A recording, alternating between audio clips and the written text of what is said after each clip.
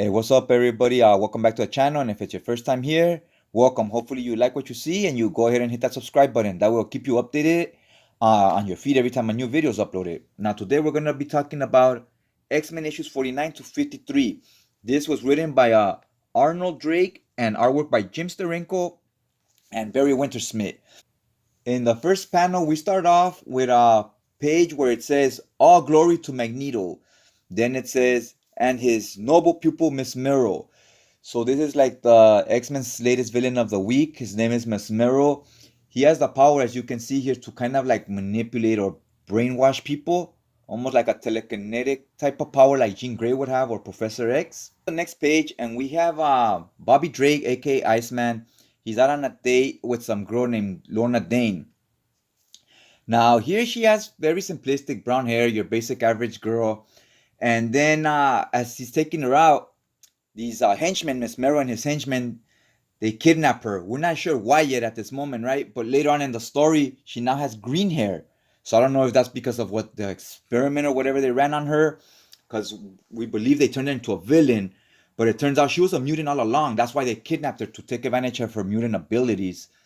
And then the big wow moment here was they tell you she's Magneto's daughter, and we're like, holy shit, right? That was obviously very shocking that we know he has another daughter besides Scarlet Witch. So a fight pops off, as always happens in these comics.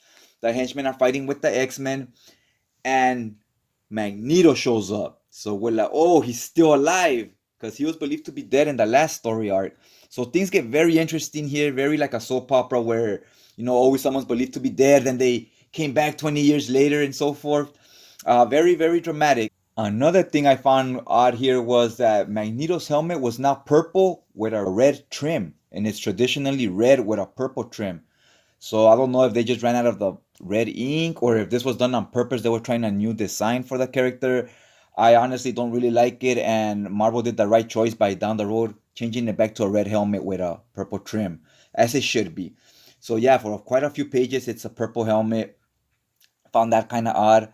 Now this was a cool moment here. Bobby Drake's obviously pissed off, and he's like, Magneto is her father, but he's manipulating her and so forth. And Bobby Drake just wants to slug him, and the X-Men are holding them back.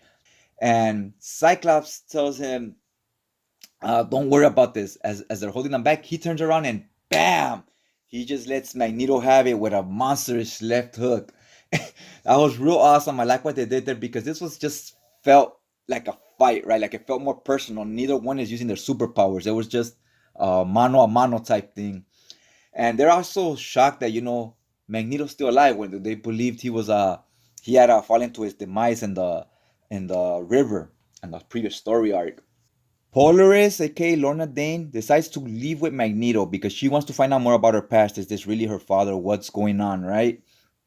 So she leaves with him.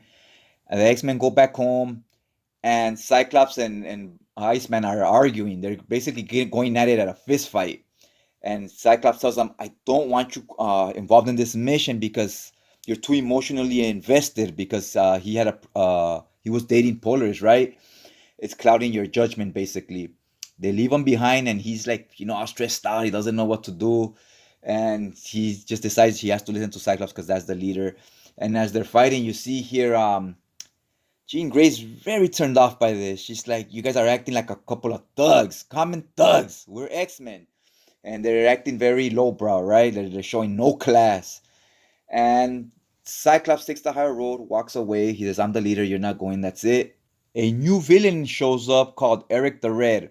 Now he introduces himself to Magneto and the Brotherhood of Evil Mutants. Basically, tells them how he admires Magneto. He feeds to Magneto's ego because Magneto's an egomaniac. You tell him he's your hero, you admire him, he'll quickly trust you because in his mind, he's like, okay, this guy knows what he's talking about. He's a smart guy because he knows I'm brilliant, right?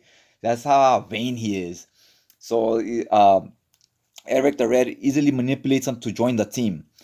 And when he joins the team, if we find out it's Cyclops. So this was Cyclops' master plan to not use violence or whatever. He disguises himself as a villain, right? And I thought that was genius. I really enjoyed that. Then we have Mesmero. Since he has these telekinetic powers and all that stuff, he finds out that Eric the Red is Cyclops. He's like, "I knew you were a good guy." And then you see an awesome battle with him and Jean Grey because they have similar superpowers, right? They both have like telekinetic powers, but obviously hers are much stronger than his. But it still made for an interesting fight with the art and so forth between the two because they have similar abilities.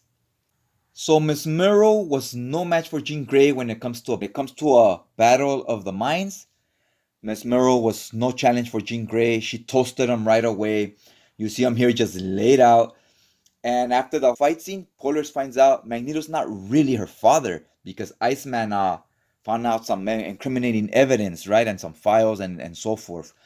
He found out that Magneto found out she had this super mutant ability, much like his. So he used as an excuse to manipulate her, like, oh, look, we have the same mutant power, or you're my daughter. But really, she's not. And now that she's aware of this, she no longer wants to join the group of the evil mutants. She comes back with the X-Men, and the story pretty much ends happily ever after. Polaris is gonna join the X-Men, and what I find very interesting here is, correct me if I'm wrong in the comment section down below, but at this time you had the Justice League, Fantastic Four, Avengers, and X-Men. Those were your big four teams. And all of them had just one female on the team. And I believe the X-Men were the first ones, with the addition of Polaris now, to have two girls on the team. So now it's four guys, two girls, which I found, especially for this time, I guess in the 60s, it was very like progressive as far as comics go.